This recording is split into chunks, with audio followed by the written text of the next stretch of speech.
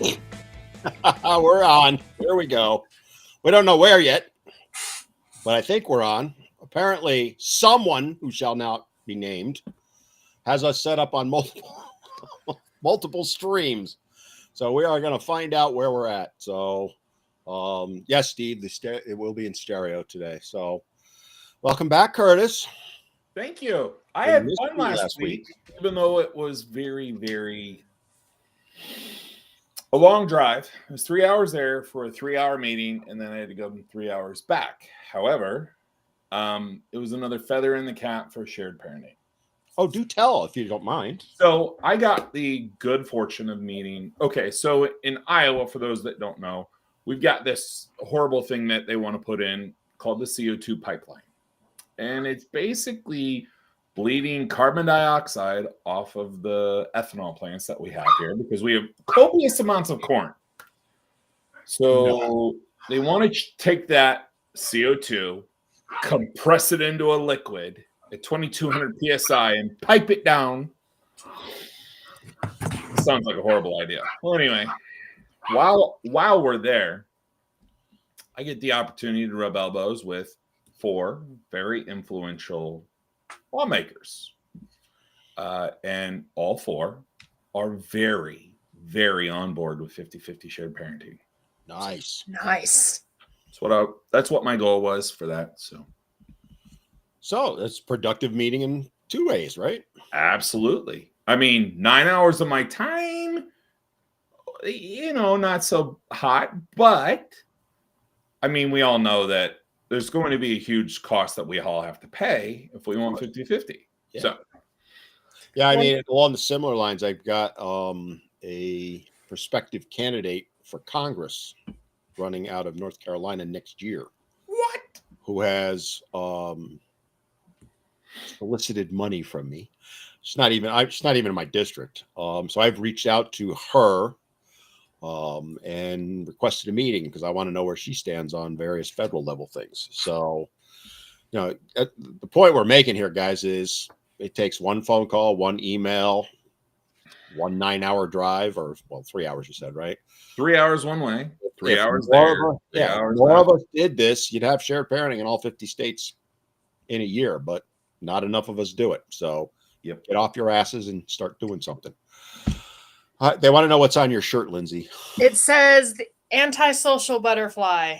They just want to see what's underneath it. Who's kidding? Nothing is underneath it. It's flat. Okay, we didn't want it. I wasn't trying to go there. I don't want visuals, please. All right. So we got a few things to talk about today. We want to touch on Doordash Girl because it's just too juicy not to. So in case y'all have missed it, good old Olivia Henderson, and it's not doxing now because it's public record, has been arrested and charged with not 1, but 2 felonies, which are exactly what I thought was going to happen. So I called it a month ago. And to sum it up, she is effed, basically. I'm going to be doing a full video on it. I'll probably release it Saturday. I have a meeting, Zoom meeting with an attorney in New York who has done some defense work, who's going to give me, he's not going to come on video. He won't do that. I'm going to still try to get him. I begged him to, but he's going to talk to me about the case specifically and what he realistically thinks will be the result. But our initial preliminary conversation, and I shared her video, the police report, the arrest, all that stuff with him. And he basically said she's effed, but he's going to go into more detail with me tomorrow. But, it's interesting. And one of the reasons we want to talk about it is this is, again, another potential turning point, right? Is she went out there, felt safe enough to do this. And I would argue at the time she was probably right in feeling that way, in the sense that women haven't been held accountable for doing stuff like this, right? They do it on social media all the time. Again, this could be a turning point because she is looking at serious jail time potentially. From what I can tell, up to 12 years. Will it be 12? I highly doubt it. I heard it was 4 years for each felony. So up to 8. Well, 8, but there's another potential felony that she could be charged there, and we don't know As of now, she has not been charged with B&E or unlawful trespass. And isn't there an enhancer? There is some other things, according to my buddy, the lawyer. He thinks potentially it could be 6 to 12 is the way he put it. Potentially, realistically, he said she'll be lucky if she gets 1 to 2 so far. But again, I'll be talking more to him tomorrow. And he said she's going to get the female pass. She's going to be crying her eyes out. This is never going to go to trial, he doesn't think, because one, it's a slam dunk case. I mean, we've all seen the videos, right? She can't sit there and deny that she didn't do it. So Jim wants to know, what did she do? So Jim, what Olivia did is she was a DoorDash delivery. She was bringing food to a house. There was, and this is not disputed, there were explicit instructions just to leave the food on the porch. She took it upon herself to video a man who, according to the police report, so this is no longer conjecture, was inebriated and incapacitated, meaning he had no way he could have done anything illegal. And he has been cleared, according to the Oswego police, okay? Not me saying it. So she videoed him in the nude and posted it on TikTok, and so on and so forth. So there's a lot of conjecture out there. Was the door wide open? Wasn't it? There's nothing in the police reports on that. So I know what I saw in the initial video, which has since been scrubbed from the internet, which is telling, by the way, right? The fact that it's gone completely tells me it's being used as evidence potentially. My buddies are weighing in here. Hey, being like Lindsay now. So long story short, she's been charged with 2 felonies, basically for filming him without his permission and then posting it for income purposes. So why would she do that? Because she felt safe in doing it, Jim. That's why, as I said too. So go ahead, Lindsay. We've been waiting. Chris and I. Okay, so some very nice person sent me the report that the cops, the gentleman, I think it's Honeywell, wrote up, the detective who investigated, and there's something very obvious that she did not report to the police. She did make a report, but she didn't report something to the police. She left it out. She left out the fact that she fucking filmed it. It's almost like she knew she had done something wrong, and when she made her report, because that was her argument, right? I did it for evidence purposes. All right, well then when you talk to the cops, you should tell them I filmed it for evidence purposes, but she didn't do that. Nope. That's how she ended up with video surveillance or unlawful surveillance to humiliate, or there's something else the way that they word it, and then of course dissemination for profit, because she obviously did not film it for, posterity or anything like that. She filmed it explicitly to put it up on the internet and try and say, I'm the victim. I'm the victim. And no one bought it. And I have been having an absolute blast with all the people who have responded to my comments that I made when this thing first came out. And I said, look, first of all, y'all are all assuming malice on his part. All we know, now been disproven, which is now been disproven, by the way. But all we know, based on the information we have, is we know that she has committed a crime. We can only assume his crimes, which again we don't have any evidence of, because all of his crimes are based on assuming malice, where you know nothing. But we do have evidence that she has committed at least 2 crimes. And everyone's like, well, no, he set a trap. He did this. He did that. And now I'm sitting around going, bet y'all feel really fucking stupid right about now. Really kind of silly, because I was right. And I told you that he is the victim here. And again, it's been said numerous times, what if it had been reversed? If you had come across a woman in that state, and most people would have called the cops to do like a welfare check. Yep. Woman in partial states of undress, obviously kind of passed out. The obvious thing would be something went wrong, and everyone's empathy would prompt them to maybe do a wellness check or something. But that's not what this woman did. She preyed upon him. He's the victim. And I don't hope they throw the book at her. I hope they bury her under the whole fucking library. I know they're not going to. Well, that's but that would be wishful thinking on my part. So the two specific charges are unlawful surveillance in the second degree, which is an E felony in New York. So that's basically her filming him without permission in a nutshell. And then dissemination of an unlawful surveillance image in the first degree, which is also an E felony. That's her distributing it online, especially to make a profit, right? So, she's been arrested. Now, I have seen a video they are claiming is her being arrested, where she's throwing her tantrum and crying and all this other stuff. Having seen that video, I don't know if it's her or not. So when I do my video, I thought about using that. I probably won't, because you can't confirm one way or another. It is a woman being arrested. There's no question of that. Whether it's her or not, I just don't know. But long story short, she has an appearance ticket on December 4th. And we won't know till then what's going to happen, which, I would argue, why is she even free right now? Right, with this, because what's to stop her from continuing to do what she's doing, although I haven't seen anything recent. But there is no question now. Was there said he was incapacitated. So there was no intent on his part to commit SA, which is what she's claimed. Was there an order indicating terms of release? There is nothing I've seen. Nothing that online we've that seen. you can verify. See, this is the problem, is there's a lot of conjecture out there, right? Was the door open partially? Was it wide open? That's irrelevant right now. Because either way, it doesn't affect either of the existing charges, right? It would potentially affect B&E, or it's more likely going to be labeled trespassing. But she's not charged with that. So this is why I argue this needs to go to trial. Because we need to know, right? This is important stuff. There is a video that last I knew was still up on her account, where she had posted she broke into someone else's apartment and was bragging about doing it. And multiple people seen that video. It was on her account at least a week ago that I know of, right?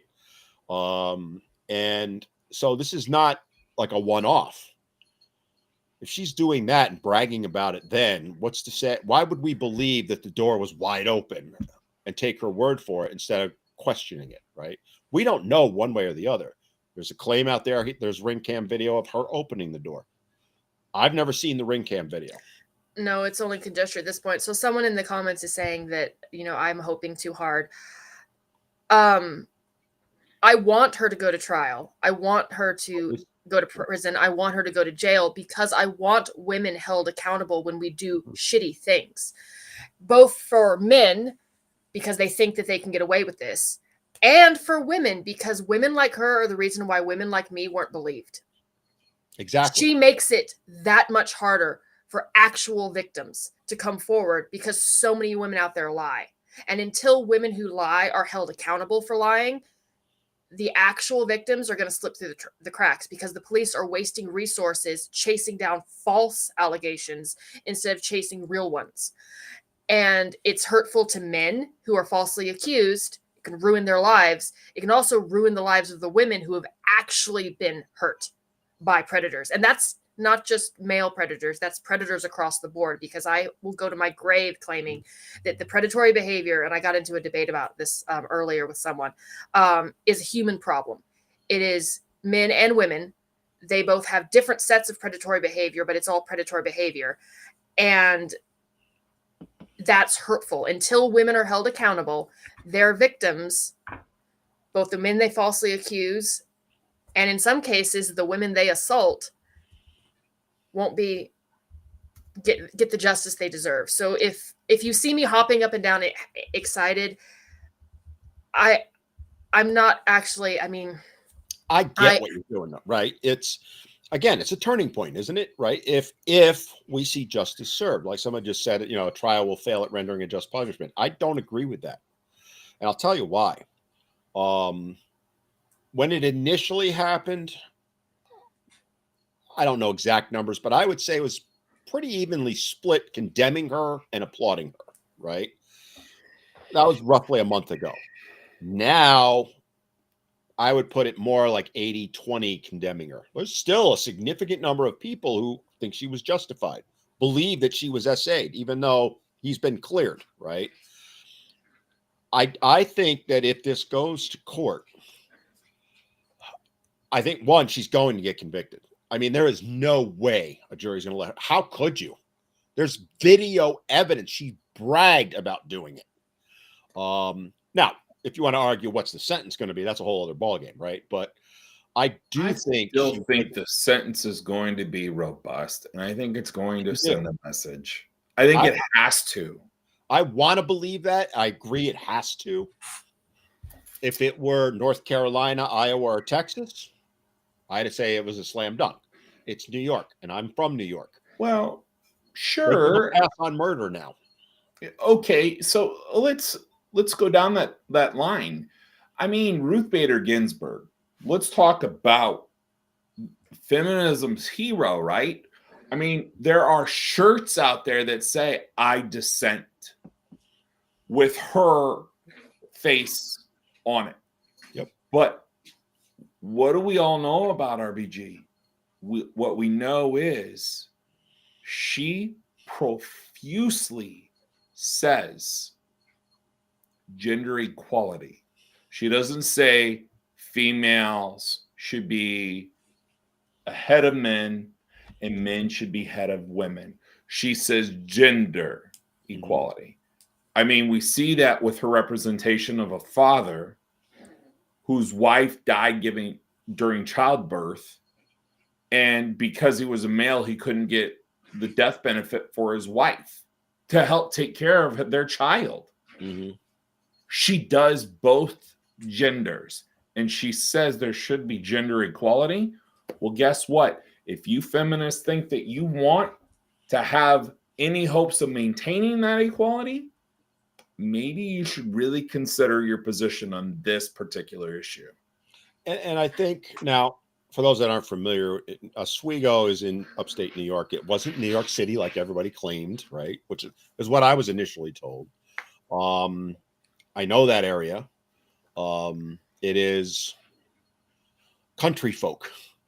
Well, see, that's why I have hope that she might actually get what she deserves, because it's rural. Pretty red. So it's not like it's liberal New York City where they are literally letting murderers walk right now, right? So that gives me some hope, but it's still New York. I do think this will never see trial. If she's got any kind of a decent attorney, they're not going to let it go to court. I mean, come on, right? They're going to try and get her the best deal they possibly can. And my argument is this is where we all need to step up, right? We need to hold the DA and ultimately the judge in this case responsible. If they give her a slap on the wrist, let's say they give her probation for 5 years or whatever, right? We need to go after them, not physically, and I'm not promoting harm or anything like that. Disclaimer. We need to hold them accountable, right? At a minimum, minimum sentence and full time served, no pass for good behavior.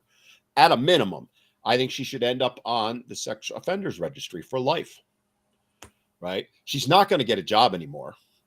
I mean, who's going to hire her? She's a liability. She is a huge liability. And if she's done stuff like this once, potentially broken and entered before that, I'm not hiring her, right? I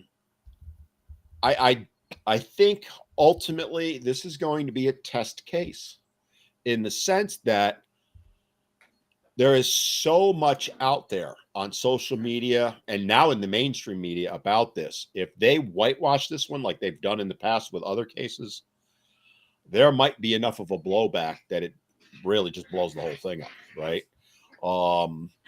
And I'm hopeful, maybe not giddy like Lindsay is, I'm joking, about the outcome with it.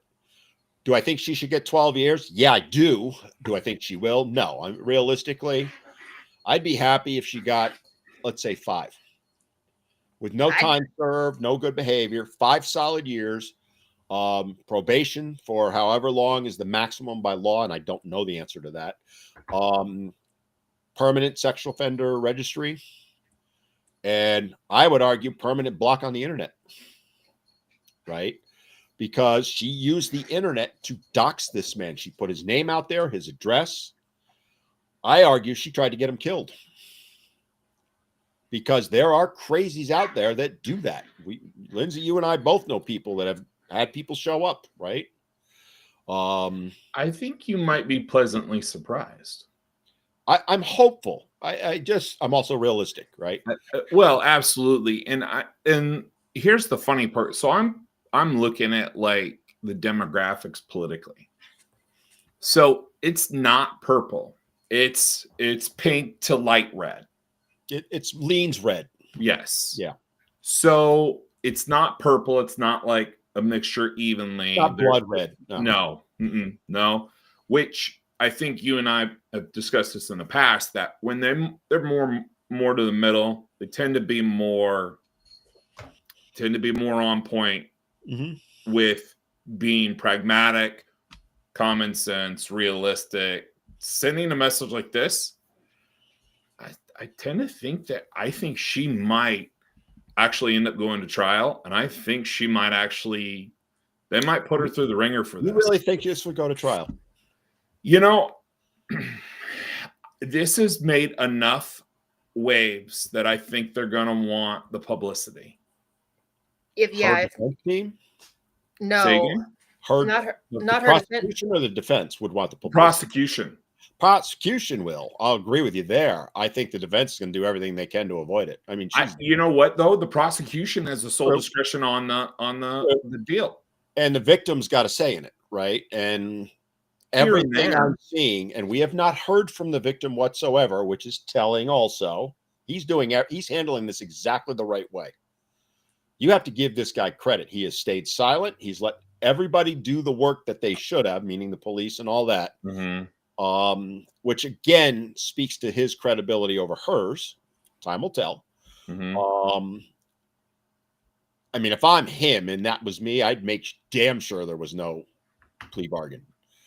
But I also know, and you know as well as I do, Curtis, if a DA can get a sure conviction instead of going to a trial, they almost always will take it, right?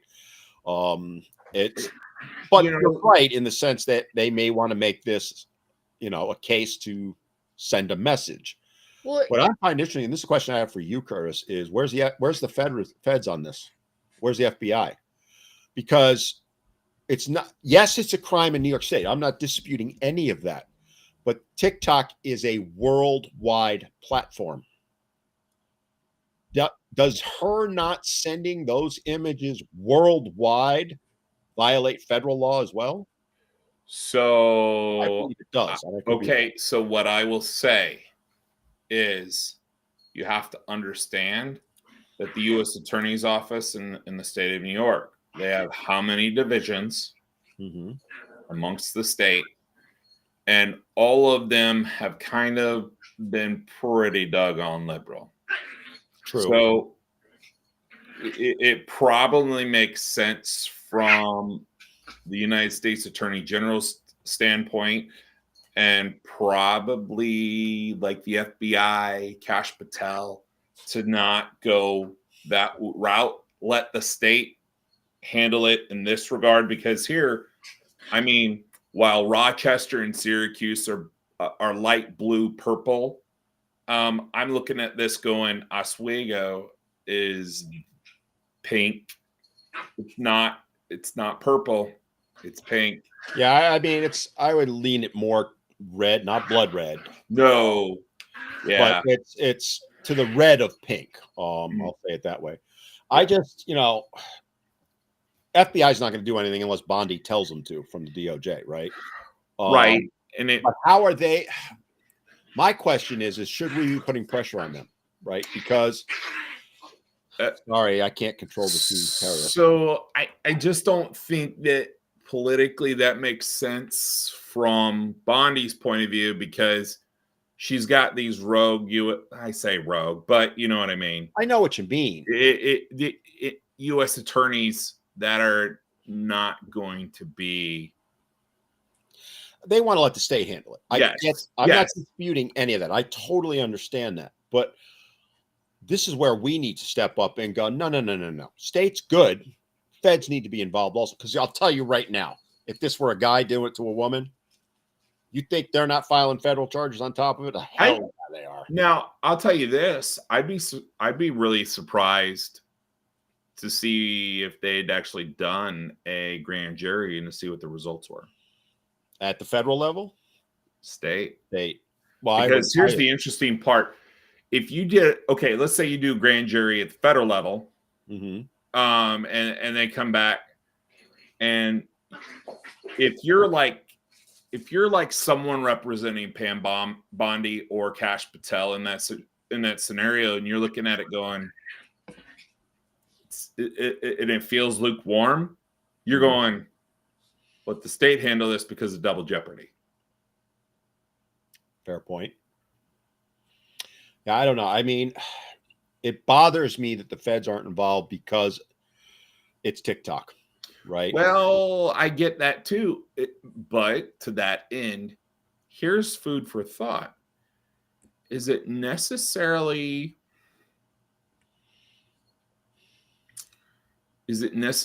out of the realm of possibility that it just hasn't gotten there yet?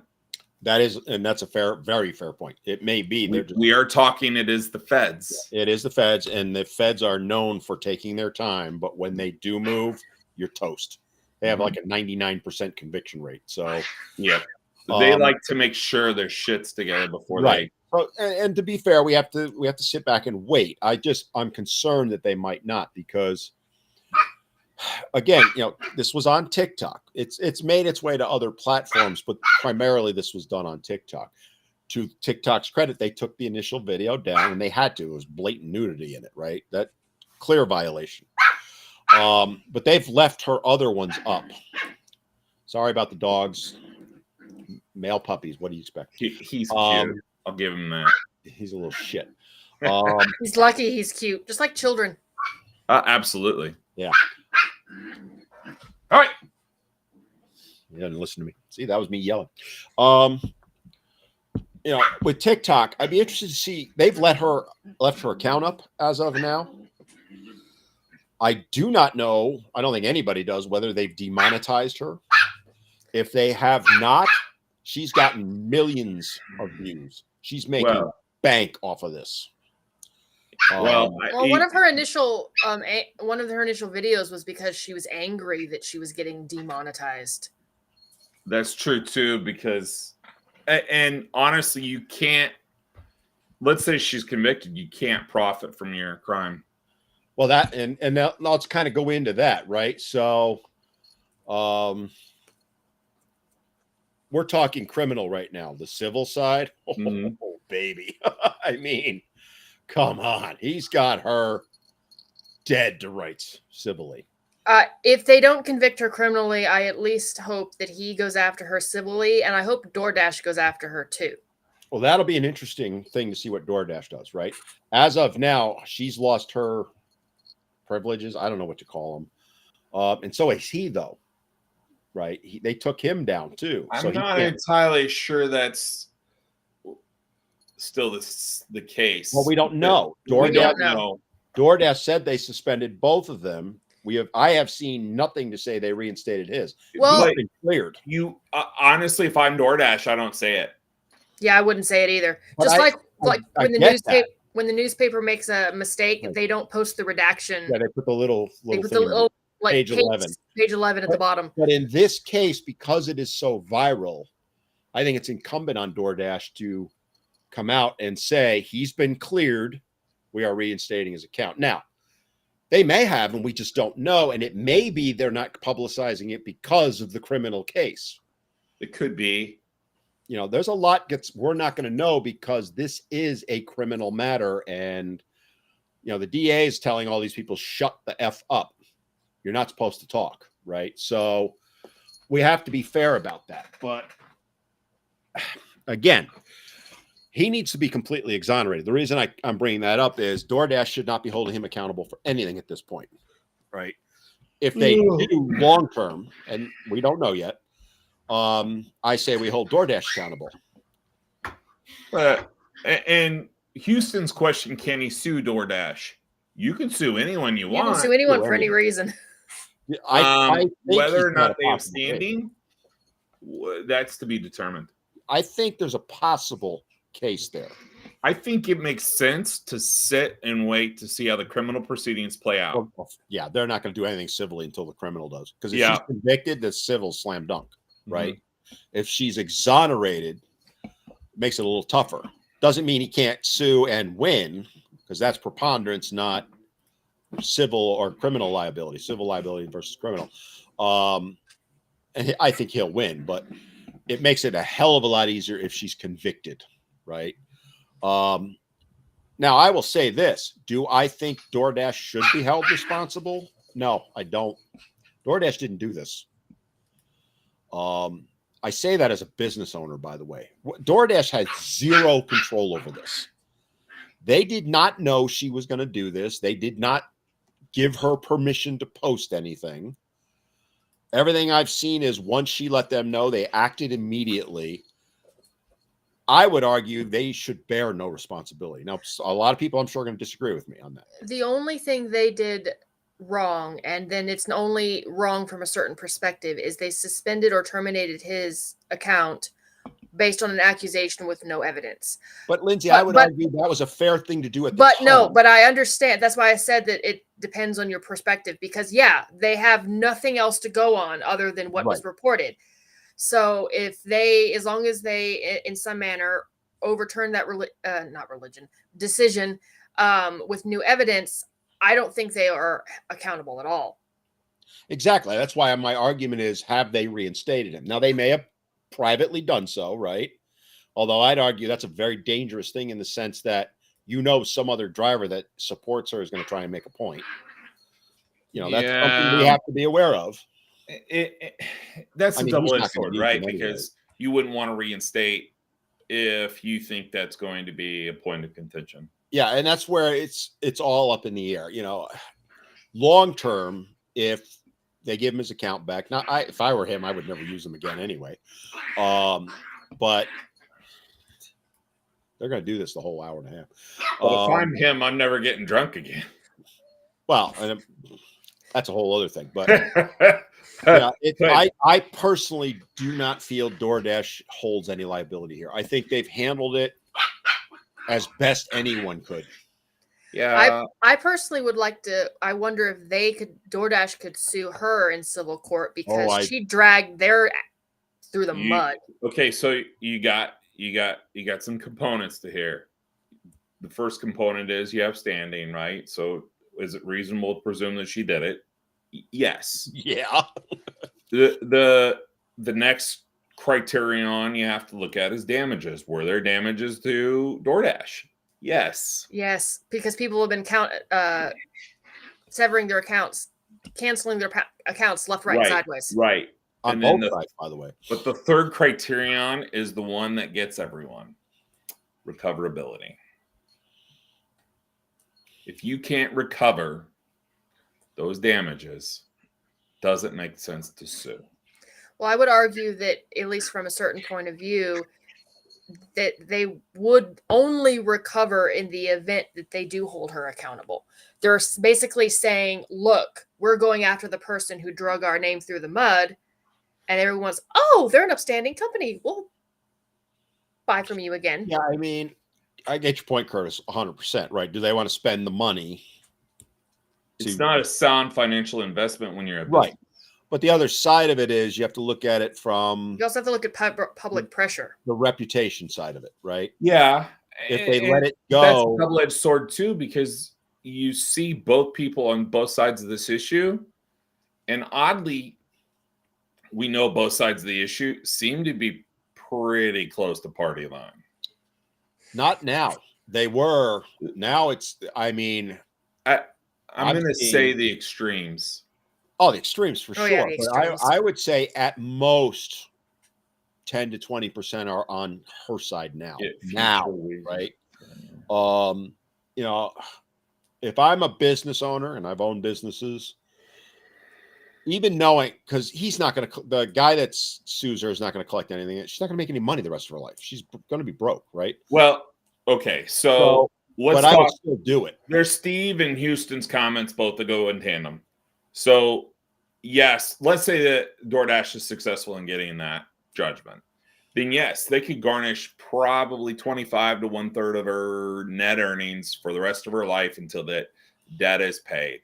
You could also do it to a retirement account that is paid out if she pays into one. Sure. Houston, it's not going to be for 10 years. And let's say it continues and continues and continues.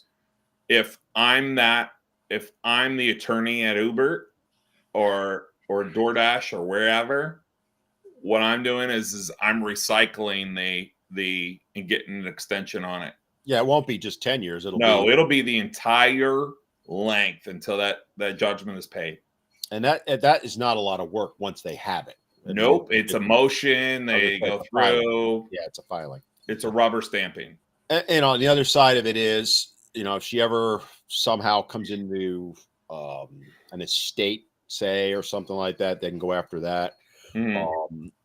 But again, from the victim, the man's perspective, I'm going after her that way, and I'm going to collect whatever I can get. From DoorDash's perspective, I think it does come down to corporate reputation for them.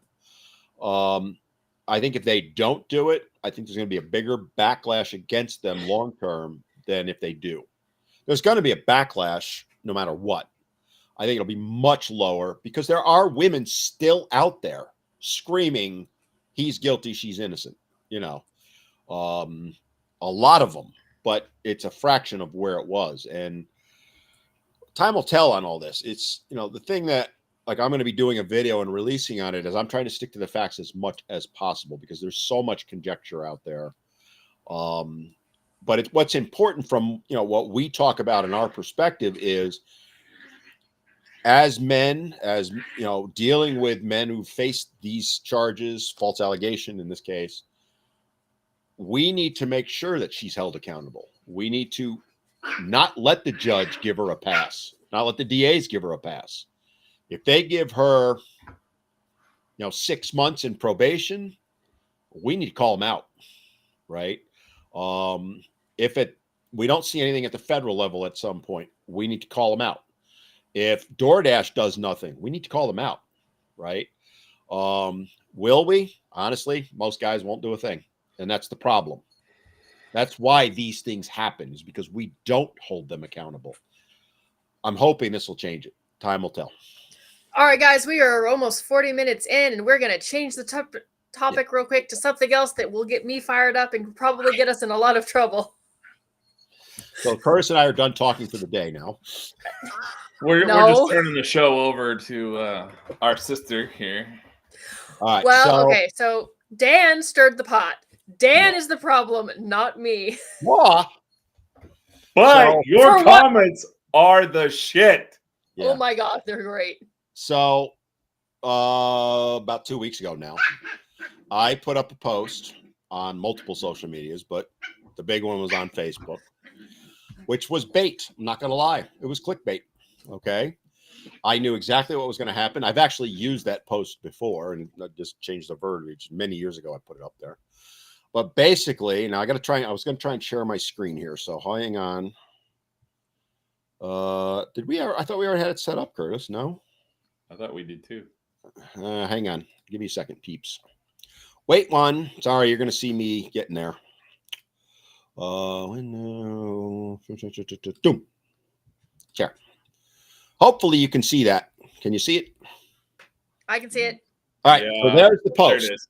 So the post, and I'll read it, is if he has no right to your body because you're married, fair enough.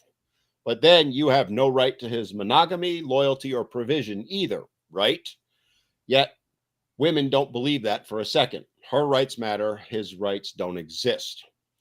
Now, I put that up knowing full well what was going to happen. 998 comments, 56 shares. All right, I'm going to stop there temporarily. Wow. So again, I knew how it was going to go. I knew that the men were going to be hell yeah, right? And the ladies were going to be, shall we say, a tad upset. A tad? A tad, a smidge, a tiny bit. But before we get into the comments, Lindsay, as a woman, as a happily married woman, what's your take on what I posted? And feel free to. You're 100% right. Like, okay, so the whole point of having a relationship is that you get benefits within that relationship. Like the whole monogamy thing is you're putting a ring on it. You're saying, you know, we're going to share in this relationship. And that's one of the big indicators. So if you promise that going in to the relationship, and most women do, and then you get the ring on your finger, you get the house, you get the car, you get the lifestyle, and then go, I'm not going to put out anymore. Fuck you, bitch. That was the plan. Like you said that. You said that. You agreed to that when you got married. So if you're not going to give him the medium through which he gets close to you, this is what women don't understand. They're like, oh, well, it's sex. He just wants to get off. No, he doesn't. He wants to get close to you. Okay, women get close to you with our brains. We have emotional connection. We want the guy to sit down and talk to us. That's how we express intimacy, emotional intimacy.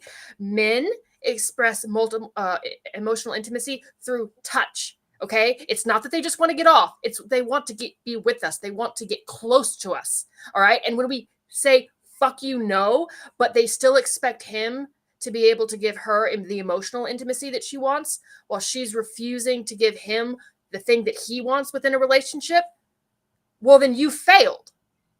That's why you get a sexless marriage, and then why guys are miserable, and then you always get, well, why aren't you close to me anymore? Because you won't let him. He's trying, but all you see is the plumbing downstairs working, and you have reduced him basically to his plumbing, and that's it. You don't see the context in which he's trying to get close to you.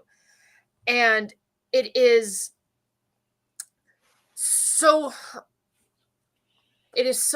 disheartening to see women who sit there and they do not understand this. And I even have a video on it on YouTube about how they don't understand this. They're like, well, he doesn't try with me.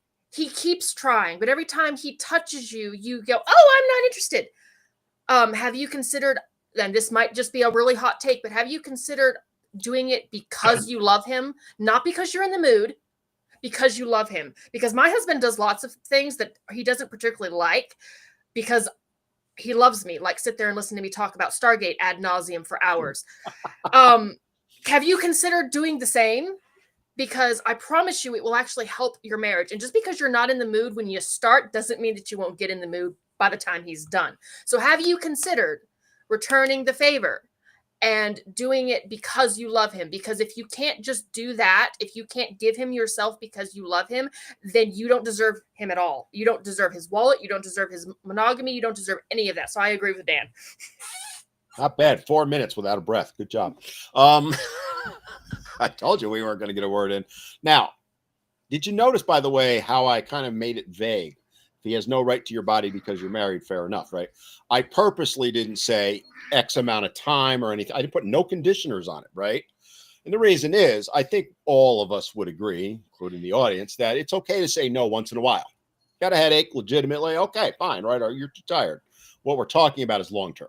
We need to clarify that because there's people out there that will clip this and say that she's got to give it up every single time he wants it. No, we're not arguing that. What we're saying is, if you're saying no over and over and over again and you're weaponizing it, if you're consistently denying him the things he needs within a relationship, but still expecting him to meet your relationship needs, then ladies, you're the problem.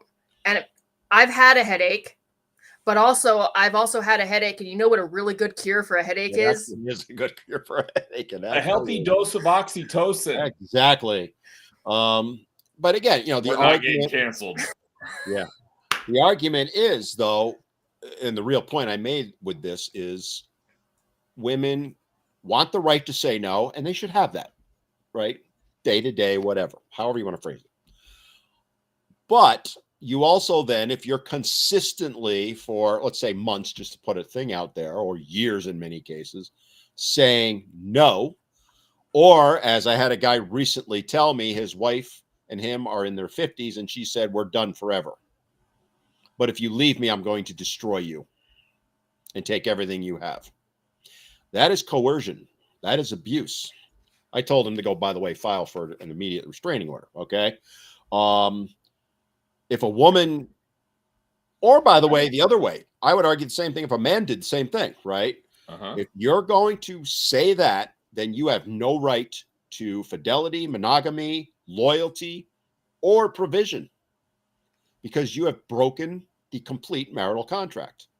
Because whether you want to agree to it or not, or like it or not, there is an implicit contract there. If I expect your faithfulness, your monogamy, then I have a duty to take care of your needs in some way. Does that mean every single time? No.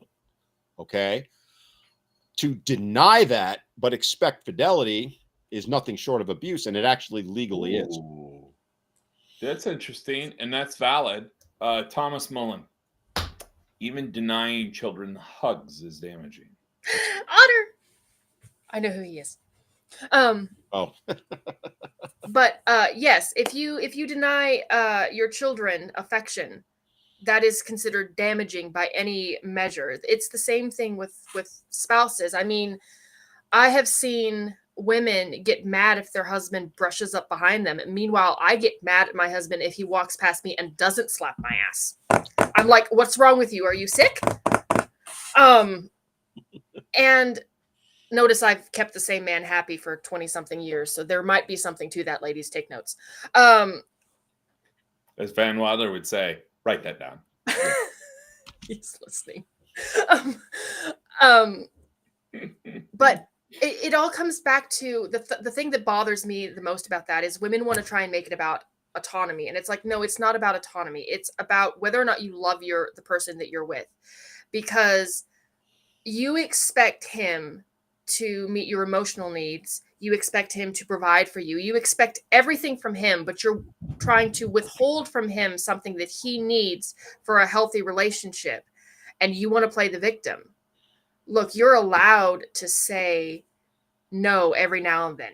My husband has said no before. That's perfectly fine. Sometimes you're just not in the mood.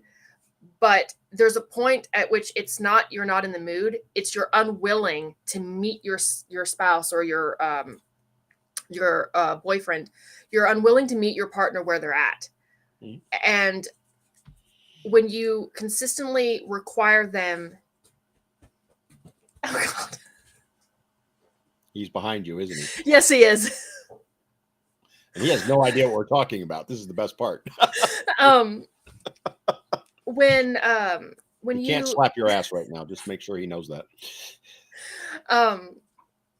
When you expect everything from your partner and are unwilling to provide the basic reciprocal actions, that makes you the abuser, or at least someone who's unworthy of the relationship. If you don't like him, just leave him. But also don't sit there and say, well, if you seek elsewhere, that's cheating. And I'm like, okay, well, what about your emotional cheating? Because emotional infidelity is infidelity. I don't care what the women say. And like, well, he's not meeting my needs. Okay, but you're not meeting his either, and you're holding basically his nuts to the fire, saying that if you try to initiate, well, then that's assault or something. I've heard this argument.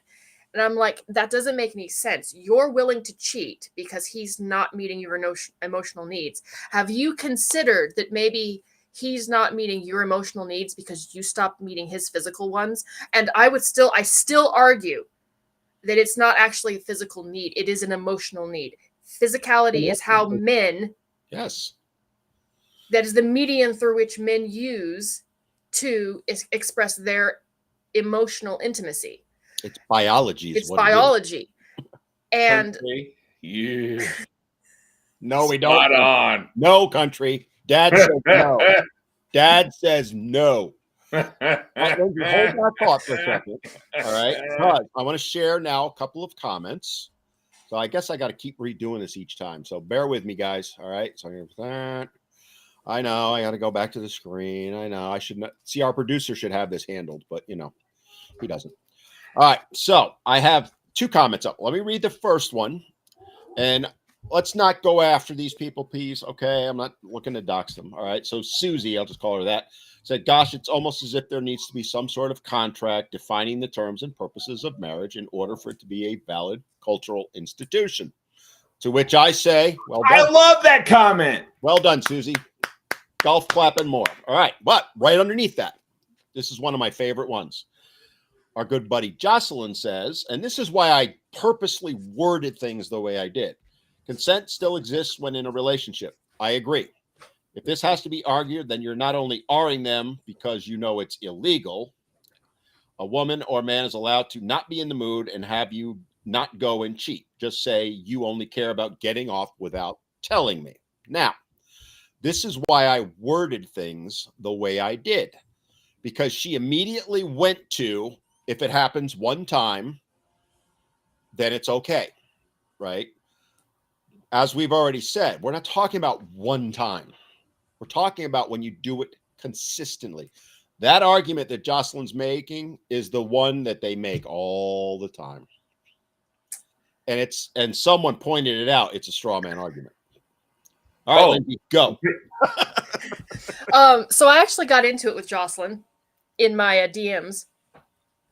I should have put those up, but anyway, the point is that I've heard this argument all the time. That's what women do, is they automatically assume that guys are saying, well, their wives aren't allowed to say no to them. No, that's not what they're saying. They're legitimately saying that when it happens consistently, when you consistently basically are telling your husband, no, I don't love you. No, I don't love you. That's what basically you're saying is, no, I don't love you. I don't care about you enough to give you what you need, but I still expect you to give me everything that I need. Or I'll take your house, your cars, your keys, your kids, and your dog. That's coercion. It's abusive. Steve. Oh, you guys are going to get us in trouble. We cannot control comments, YouTube, just so you know. But that's what always bothers me about this particular argument, is that women will not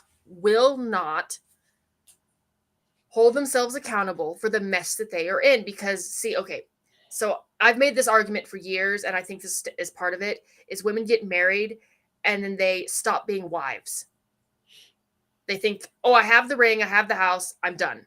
No, it is a stepping stone, but you still have to be a wife. And in many cases, they'll have children and they'll really stop being a wife. And he'll be in the relationship and still be expected to be a husband, but she's not being a wife anymore. She's a mother, and then she turns around and mothers him, but that's a different discussion. So she stops being a wife, but she still expects him to be a husband. Eventually, he stops being a husband too. Because in most of these cases when I've talked to both sides, him checking out didn't come first. The sex dried up, the intimacy, the partnership, the emotion, the togetherness, that dried up first. She stopped being intimate with him, being and that is emotional and physical, which again, I argue for guys, it's the same thing. It is the same thing.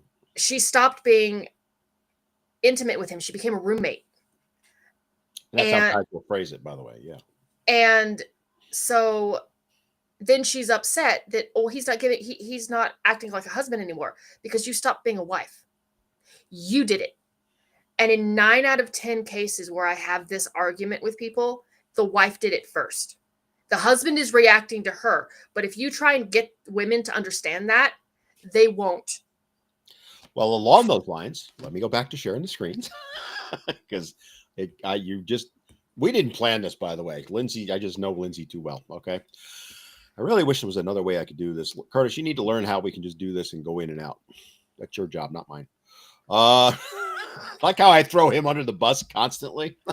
All the time. All right. So that along the lines of what Lindsay was just talking about, as again, the way I worded things was deliberate. So Bada Bing Winnie says the logic is dangerous. Bodily autonomy isn't negotiable, and loyalty isn't a payment plan. If your love depends on access and conditions, you're not looking for a wife, you're looking for property. So she's equating, a man wanting sex to him turning the woman into a piece of property. So then she continues, though, right? And there's a whole thread here. You can go look it up. But so this is where she's making assumptions on how men think. So your idea of love is sleep with me on demand, or you're forcing me into celibacy. That's not a relationship. That's coercion. She views it as if on the man's side, it's coercion. Grown men know consent isn't negotiable. Well, grown women should know that denial isn't negotiable in this case either, consistently. Then somebody pointed that out to her, and her argument was, that's not the argument, and you know it. No one said relationships should be sexless, just consent isn't for debate. If that triggers you, it sounds like less like logic and more like personal experience talking. Hey, Dan. What? I was going to show you how to do it. Oh. Because you see how over on the left, you got new scene 2, 3, 4. Yeah, I got a whole bunch of them. Yeah. I was going to show you how to. Well, we'll get to it next one because we're going to have more. All right, Lindsay, go. I'm just having too much fun. Well, what did she say that if a relationship, but isn't that part of a relationship? Like the whole point of monogamy is we are going to be a unit, and in exchange for all these things, we're going to be just the two of us, and we're going to take care of each other's emotional and physical needs. Like that's the whole point of a relationship. Well, I think going back to what you'd said about, she has this expectation that you're to be this husband, but she won't be that wife, right? Uh-huh. What's funny is even in the separation moments, we talk about those extracurricular activities that occur during the divorce process between the couple that's still married. And in the divorce field, we call it taking one for the road. So that's how we refer to it. And it's one for the road. And it's kind of like a closure, like funerary type, whatever, sometimes. It helps progress that little thing. But what people don't understand is when you're in those relationships, it's funny how, she just he ignores me. He doesn't understand this. He doesn't understand that. And here's the problem. You're expecting him to read your damn mind. And you don't understand the other component here where you're going, okay, well, what's funny is you go through these processes that all indicate to you, hey, what am I doing here? Like, I know I've been here before. This isn't a pretty place. This is an ugly place. So you go, when I can see it on the outside looking in going, you guys, when he starts to draw those boundaries out, that's when she gets really nasty. But the problem is that silence creates a wonderful mirror. Well, so the problem that I see is that women are constantly complaining that their husbands don't, they don't do this, they don't do that. And I was like, okay, well, have you charged up his heart battery lately? Or his love tank? Or his love tank? No, I like heart battery. Stick with that. So, okay, so you have like the battery of your heart, and you can't pour, like Care Bear, and you can't pour from an empty cup, right? So you expect him. Care Bear's there, right? You expect him to meet all of your needs, but that's assuming he has a full battery. If his battery is running on empty and constantly like a freaking check engine light that you just decide to ignore, how is he supposed to take care of you? How is he supposed to meet your needs if his battery is on freaking life support. Like, you refuse to give him what he needs, and therefore he cannot He's give you his completely needs. drained, He's completely maintaining drained. you and him And and the kids and the and kids, that job. and he's trying. He's doing as much as he can on crumbs, while you sit over there with your bonbons and your feet up, eating a cake by the spoonful, going, "I don't have enough." Bitch, you're selfish. That's what you are. Let's even go conversely on that one, because let's go the opposite end. Let's say she is contributing. Let's say she's working that full-time job and helping with the kids and everything around the house. And he's out doing all of the things that his commitments require him to do. He's coming home late at night, still fulfilling the all of the tasks that he needs to help with at home. He's doing the laundry. He's getting the garbage out. He's walking the dogs when he walks in the door at 11 o'clock at night. And here's the problem that still occurs. She doesn't put herself in his shoes. And then, hey, you're not helping me. You're only looking at it from your perspective. It's not only that he's doing all of the jobs. Like, you can still, men are actually pretty good at continuing to do what is needed to uphold the household, even when their battery is drained. Women, not so much. But that's all he can do. He's basically in survivor mode, or battery saving mode. Way to put it. And he's still doing all these things because the house will absolutely collapse if he doesn't. And if the house collapses, then not only are you and she screwed, but if you have kids or anyone else that depends on you. So guys will do it on an empty battery. They'll do it on, a battery backup or something. But then there's nothing left to give her. And she's complaining, "Oh, well, you never give me anything." Well, because he doesn't have anything to give. Right. And along those lines is she shames him then, right? And let me bring up the screen again, because I'm right in line with that. So Curtis, should I bring it up the same way I have? Yes. All right. So add a scene. Let me do that. All right. Right. This dovetails right in. It's almost like we planned it, but we didn't actually, believe it or not. Done. All right. So this is from Brianna. So Brianna was responding to a man who basically just said everything we just said. And he said, she starts to decide to blame the men. If a man is stupid enough to enter a relationship without verifying whether or not he is a sexual match with his partner, then he gets what he gets there. Be with someone who matches your energy. It's as simple as that. Stop trying to force things with women who are not a match with you. Plenty of us have high libidos because she's perfect. You just have to find us and be able to keep up. Then she continues. That's your, blaming. Again, that's your fault for getting with someone who doesn't match your energy. And then she brags about herself. I have something to say. I can just hide it, right? Okay. Go over to the far right. You see where our icons are, or ours. The circle's up in the upper right. Okay. Hover over that. Then go down to Dan the Man screen share and hit the off button. I'm trying. No, that will remove me from the stream. Hold on.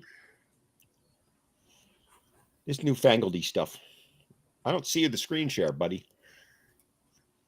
I have something to say.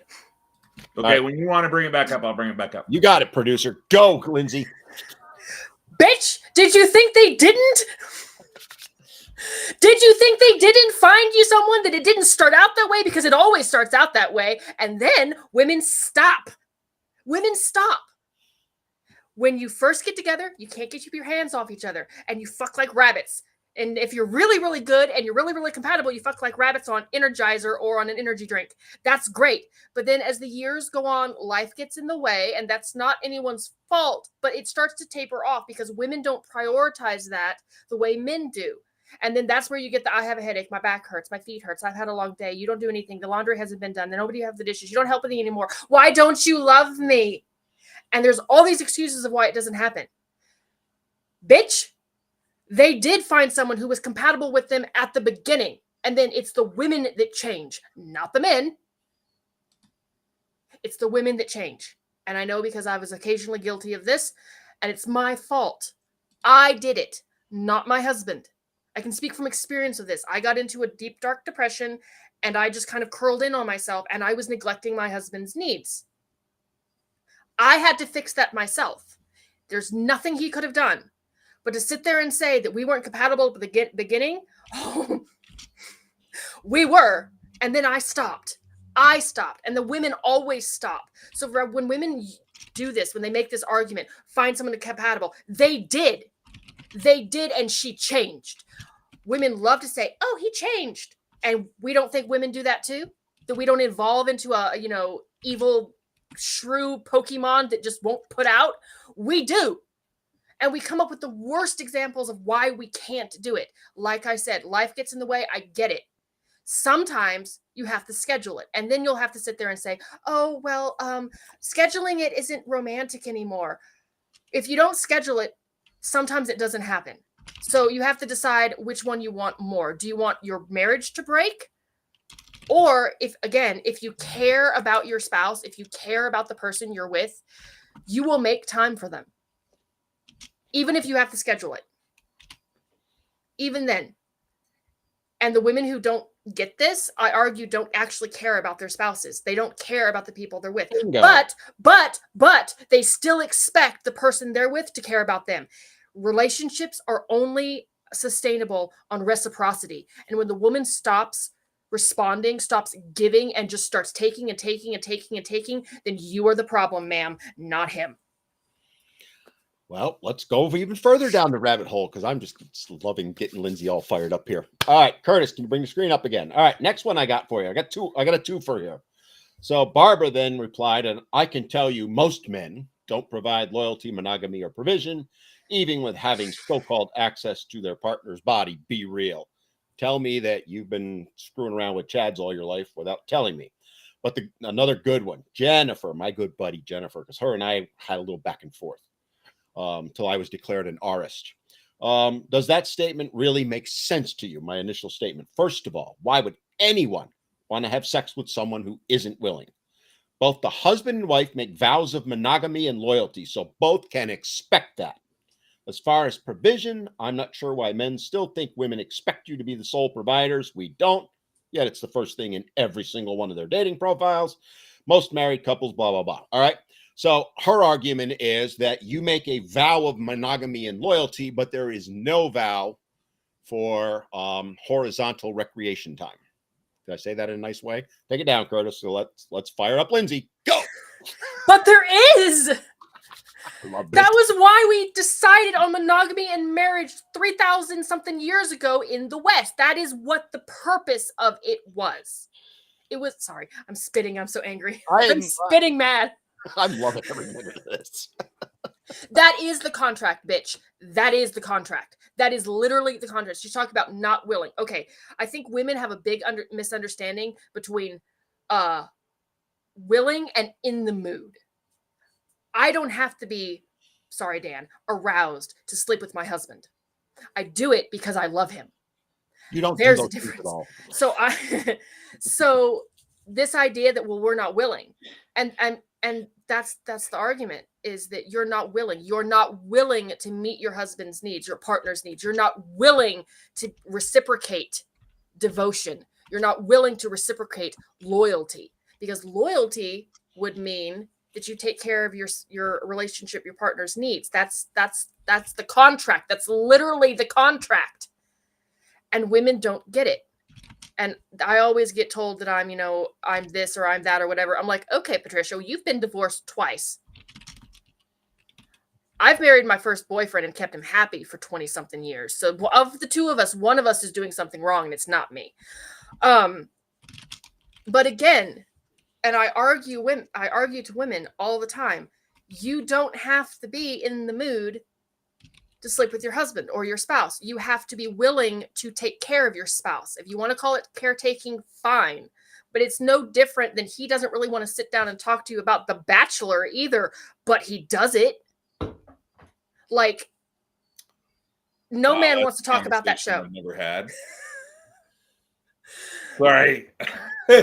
No one, and I love your points on accountability. I love your points on ownership. I love the fact that you're saying, hey, he can only control him and you can only control you. I love it. But the point is that I always try and make to these women is that he is willing to do lots of things that he doesn't necessarily want to do, like enthusiastically want to do. He is, however, willing to do those things because he cares about you. He's willing to watch the movies you want. He's willing to have you drag him off to watch musicals, and Eric's listening.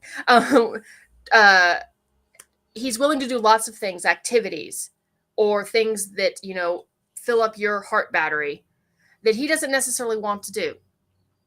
Rumba classes, ballet classes, dance classes, couple classes, all this shit that women come up with. No man wants to sit there and talk about, should I get the salami or the ham for the charcuterie board? And should I put it in roses or orchids? Like, which shape should I do? And he's like, I don't care. I'm going to eat it anyway.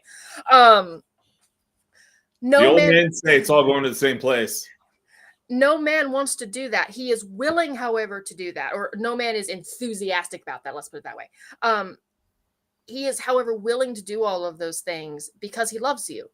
So why aren't you willing to do the same thing for him? Why aren't you willing to do the things that he needs to charge up his battery? Why? Because you're a selfish answer that. Hold on. Bring it back up, Curtis. Here's your answer, Lindsay. Because Maria says, all these men not having sex in marriages, do you know the women like orgasms too, right? So if she doesn't want to have sex with you, what does that tell you about you in bed? Go. Have you tried giving him instructions? Because I can't think of a single man who would not bend over backwards if his woman says left, right, sideways. Okay, here's the thing. In female fiction, and most of the people who write romance, like especially smutty books, are all women. We absolutely love to be able to tell fictional men left, right, sideways, down, right there, keep going, don't stop. But for some reason, when we're doing it with real men, we forget how to talk. How is he supposed to know he's doing a bad job if you don't tell him that?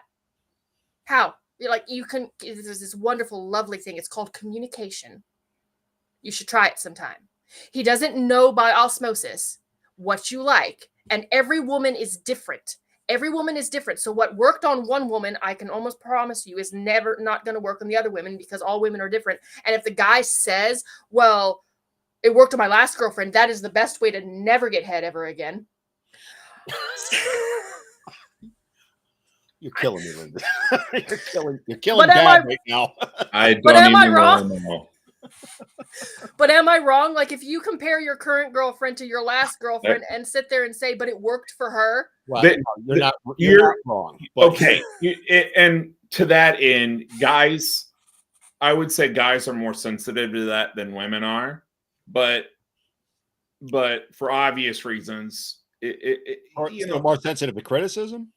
Yeah, I think guys are more sensitive. Oh, I totally disagree with you. Women cannot handle it at all. What are you talking about, dude? Oh no. If you sit there and tell a guy, I am going to give you an instruction manual that will make me every time and want to have more sex with you, there is not a guy in the world exactly who is going to say no.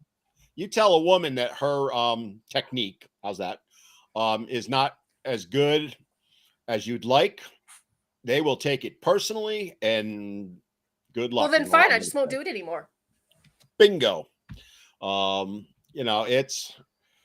lost my train of thought on the other thing I was going to say, but it's, again, if what I'm trying to illustrate with a lot of this is notice what the women are saying, right? They're justifying their denial over and over and over again.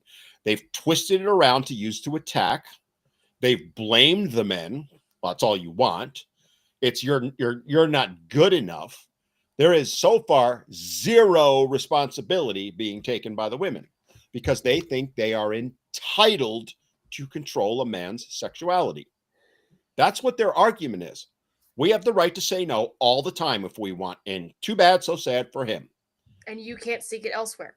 And if you seek it elsewhere, you're the problem, not me. No, that's where we're at. Now, I want to switch it to a more positive one if we may, because I want to get your take on this one, Lindsay. Bring it up, Curtis, because I like this one. So Hannah says, if either of you see your marriage as transactional, then your marriage is doomed because it's based on a series of tasks and expectations instead of love. I think we'd all agree with that. Nobody has a right to any of the things you listed. Agreed. Nobody has a right to use somebody's body against their will. Agreed. Nobody has a right to demand that someone be loyal only to them. I also, well, disagree slightly on that one. If you're married, I think you do, as long as you're fulfilling the contract. Nobody has a right to someone else's time or money. None of those things are rights. They are just things that should be done for love, blah, blah, blah. All right, you can bring them back. Lindsay, what say you on that one? Because I actually like most of what she said there. I have a slight quibble here and there, but not much. I like I agree with most of what she says. You should be doing it. You should be doing it out of love, but especially in marriage, you did agree originally. That was the deal. You made that contract. So to make the contract, to make that arrangement, to vow to it, to whichever deity you believe in, or the state, or the flying spaghetti monster for all I care, or just your own conscience, you made that promise. To renege on that promise later, the other person has a right to quibble about that, to go, hey, wait a minute, you already promised. Because I promised to do all of these things. I'm upholding my end of the bargain. You promised to do all of these things, but you're not upholding your end of the bargain. I have a problem with that. And it's not an angry problem. It's just we need to talk about this. But it can become an angry problem when one party consistently refuses to uphold the terms of your own deal. Mm-hmm.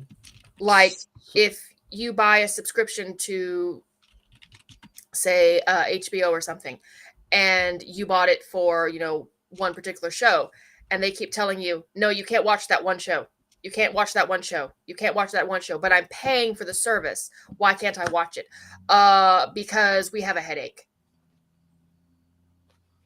So if I recall correctly, and this is going to be an unpopular statement, if I recall correctly, one of the grounds for divorce going back several thousand years is no sex. Yeah, in New York, it is known as irreconcilable differences. How'd you like the way they coded that one? Well, and also emotional abandonment. Yeah, emotional abandonment. That's typically what it was coded as. Well, every's different, but New York, it was specifically fall under that one. But even going back to Judeo-Christian times, 2,000 to 3,000 years ago, non-consummation was, or continual consummation was grounds for divorce. Yes, correct. So not to be a negative Nancy here, but it's not like this is a new idea, ladies. No, it's not. But I mean, are we seeing the consistent pattern going on here, right? Women feel justified morally, ethically, spiritually, legally, in every way to control the man's body. Well, yeah. And that's what they're arguing for, right? They're saying you don't have a right to use their words, control my body, which I agree with, but we do have the right to control yours by forcing you into celibacy that you don't want. And if you choose to go elsewhere, it's not even so much, it's not even necessarily completely the celibacy either. They want you to still perform the tasks around the house. Well, I'm talking in the bedroom. Well, absolutely. But my point is this extends well beyond that. That's where the biggest arguments happen. Listen, you want this relationship, communicate meaningfully, and not with your damn ego either. How many times have we seen that? Well, I also think that in many cases, women nowadays particularly do not understand what a marriage is. They think it's dating with paperwork, dating with tax benefits. A girlfriend is not a wife. I will die on that hill. A girlfriend is not a wife.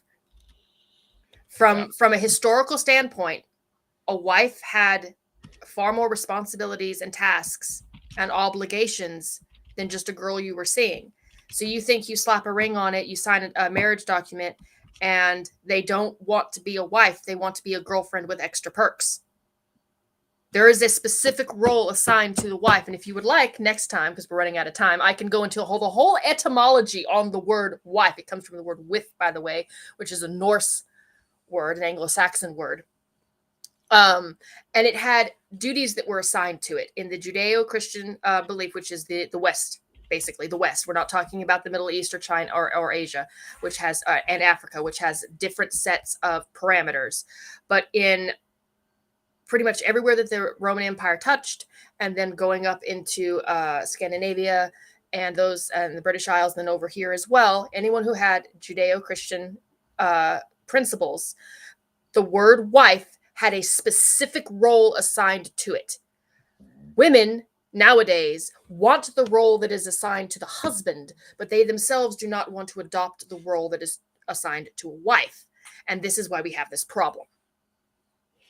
Well, along those lines, I got one final one I want to share with you, okay? Which is Jenna Bear Gallagher, and kudos to her. In the vows, to have and to hold means to me that physical intimacy is to be expected. I don't know. That's just me. Consent is consent, though. She's 100% right. That is what that means. So the argument that it's, loyalty and all that is in the vows, but intimacy is not. No, it's in the vows, to have and to hold, to forsake all others, blah, blah, blah, right? It's in the vows. If you are not willing to do that as a woman, that is your 100% right. But don't get married. One, don't get married. Or if you have decided that and you are married, you need to leave and take nothing. You get nothing now. You are choosing to end the contract, right? If that's your reason for doing it, my argument is go. You're free to go. Or at least be honest. If you want to have a marriage of like a political type marriage where you're combining resources and it is a loveless marriage, you mean like the Clintons? That's called roommates. So then have a roommate. I agree, but if that is the contract that you and your husband or your partner agree upon at the time of making that contract, then fine, say that. Don't hold him to it. But women don't. That's the problem. No, what this ultimately comes down to is women want control over men. That's really what this is. And what's the ultimate form of control? The P, right? And my argument, and this is why I say to men all the time now, do not get married, okay? There is no point to it anymore because women are saying, as we've shown in comment after comment, and oh, by the way, there's another 100 of them we could have posted, that they have no obligation whatsoever. Okay, what are we marrying them for then? I mean, I hate to be blunt like that and put it that way. We can cook, we can clean, we can provide for ourselves. We don't need you for anything. If you want to make the argument the other way, I can make it right back to you, right? Now, do I believe that? No, but I'll make the argument because they make the argument to us, right? It is all about control. And it is the ultimate form of control. And the best way you can protect yourself, man, is don't marry him. Because then if she cuts you off, kick her ass out the door. Okay, I don't want to be your roommate. Get out. She's got no recourse at that point. Right? Marriage is supposed to be a contract. It's an agreement. You're making promises to each other. If you want to break your promises, that's your right. It's your absolute thing, right? If you want to say no on a particular night, I 100% agree with that. But if you're going to say no for months, years, decades, or permanently, you're the one that's at fault and need to leave and get nothing. Walk away with nothing. And I would take the same argument if it was the guy doing it. It has nothing to do with whether it's the man or woman. If a guy said the same thing, I would say make the same exact argument. But women, as we've shown time and again, present company Lindsay accepted, not that she ever does any of these things because, her children were immaculate conceptions. It speaks to where we're at, right? It speaks to how women view men. They don't view men as having any rights, which is what I put in my post. Men are not entitled to intimacy. Okay, then why'd you marry him? You married him for the money and only the money. That's ultimately what it comes down to. It is the absolute reason I argue now you should not get married. There is no point to it. Throughout history, and this is the part that no woman ever likes to talk about, throughout history, women have had the single most powerful thing in the entire history of human, and that is between our legs.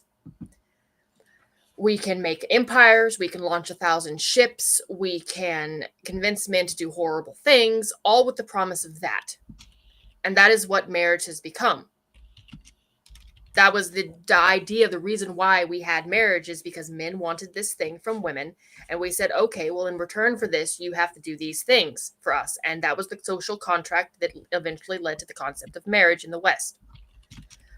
Women have now decided, like many things, that we now want all of the privileges with none of the obligations or responsibilities, kind of like our right to vote. I said it. That's right. I did. I'm the problem. And it is entitlement. It is entitlement and control. We have the belief that we are entitled to what men provide, that men are disposable and or a resource, and that we have to give nothing in return. And it is, quite frankly, disgusting and sad. It is, isn't it? I mean, it's where we're at. And it's why I did what I did with the posts, right? It's to show men primarily. And there's a lot of them in the comments going, wow, right? Because women outed themselves. You know, now is that to say it's every woman? Obviously not. Lindsay's the exception, for example, right? But if you are a man and you think it's all hot and heavy now, one, no matter how hot and heavy it is now, I guarantee you it's going to slow down the road. It just inevitably will, right? You poor bastards. You're going to go in and out with all of it. There's going to be times you're hot and heavy. There's going to be times where it's like, no, not tonight. I'm too tired, right? And it goes both ways. It is never 8 times a week for the next 50 years. I defy anyone to disagree with that, but some will because they want to brag. But it illustrates the point, right? Shut up, Lindsay. I know you. What do you mean only 8 times a week? It's 16 for me. Okay, got it. Look at her turn red. Can he hear me right now? Eric's probably going, oh, sorry, I gave his name. But you get my point with it all, right? It's gone to ebb and flow. That's natural. What we're talking about, what the women cannot grasp, is when they turn it into a weapon, right? And that's what the ones that are making the arguments they are believe they have the right to do, turn it into a weapon. And I say to any man, why would you put yourself in that position? Give yourself the out. Don't marry him. I'm done. Finish it, Lindsay. Come on. Oh, I already went off on everyone today. I know. I'm loving it. That's why I wanted to do this so bad. I mean, maybe it's because I'm me, but I cannot imagine not loving my husband enough to want to give him what he needs, to want to take care of him. I can't imagine that. It is, I believe Mullen was correct earlier when he said when kids don't get hugs, it is damaging to them. And I'll tell you what, I think to deny your husband intercourse is right there on par with it. And it's not just that. It's the women that deny their husbands intimacy. They won't even touch him for the most part because, well, if the only intimacy you ever get is a hug or something, yeah, the plumbing is going to spring up because that's all you ever get. But, and then they get mad. They won't even touch their husbands. They won't lie against them. They won't cuddle with them. They won't glomp them. They won't do anything. And they always have a justification for it too, right? He doesn't do anything for me, or blah blah blah. I have to work. Someone has to take the first step, ladies. Oh, don't get me going on that one. We only got 2 minutes. I'll say this. I know of a person. I know of a woman who, when she would get into an argument with someone in her family, and there would be kind of a falling out and whatnot, the very first thing when someone would say, "Hey, are you going to go talk?" I'm not making the first move. The fuck is that? I mean, I can understand holding your ground sometimes, but when it's to your detriment, Not only to your detriment, to everyone's detriment. But they don't see it that way. They see it as being in charge, in control, in power. Oh, It's yeah. really, I mean, Just like this government shutdown, of I course. hate to agree with the Duluth model, but it's right in the Duluth model. It's a form of power and control, and women use it almost universally at some well, they've point been or using another. it almost universally for the past 6,000 something Right. years. But And so, they never see it that way. For them, so to sit there and say that women don't do this, bullshit. We have all of human history that proves that we do. yeah, it's amazing. The ultimate point I was trying to make is the double standards that women have, and it was there on full display. And I encourage you guys to go read all the comments. It's on my Facebook page. YouTube. He gave them just enough rope to hang themselves, and Yeah, it didn't none of feel them for other disappointed. places, but it's and get in there, and I don't want anybody doxing anybody or attacking them personally or any of that stuff, but get in there and read the comments and ask yourself, why in the hell would you want to get married after seeing all that? Because they aren't the exception, they're the rule, in my opinion. There are exceptions, right? But I've seen it myself. I've seen it, I don't know how many times with guys I've talked to. It's one of the biggest things I hear from guys about all the time. I would put it, they say that's roughly a 30% to a third of all marriages are now sexless. I think that number is way higher. And no, because they end in divorce, so they're no longer a marriage. No, I'm talking about the ones that are married, still married, not divorced. I think that number is probably closer to 50%, to be honest with you. And it depends how you define it. It never is one way, but I would argue if you're having it twice a year, that's never. And I hear from guys all the time, it was 6 months ago. It's been 9 months. It's been, whatever number you should be averaging at minimum twice a week. That's, I think, a fair number. But even if both parties agree, let's say to twice a month, fine, right? Whatever it is, it's between each party. But if one person, male or female, is not happy with what it is, then it's a sexless marriage, in my opinion, right? Whatever that number is. And if you can't converse about it and have a conversation and agree to it, you don't have a marriage, you have a roommate. A groommate, as my good friend said. All right, guys. This was fun. I'd get her fired up. This was fun. I was the problem again. No, you weren't the problem. I was, because you were the problem, but I was the willing the accessory too. The accessory too. And I willing accomplice. I freely admit I did that. All right, guys. We will see you next week. Bye, guys. No, I will not be here next week. It's Thanksgiving. I got things to do. Are you going to do a show on Wednesday? Yeah, that was pretty. I'll do one with you. All right, okay. I'm unfortunately. Curtis, it's you and me. Yay. Yeah, I have family obligations. You pick the topic then. I have a topic. Good. Oh boy. Well, you guys have fun, everybody. Since I won't be on, have a great Thanksgiving weekend. I may be doing a live on my channels this weekend. I'll let you know if I do. You'll see it. Other than that, I'm out. Peace. Bye, guys. Bye.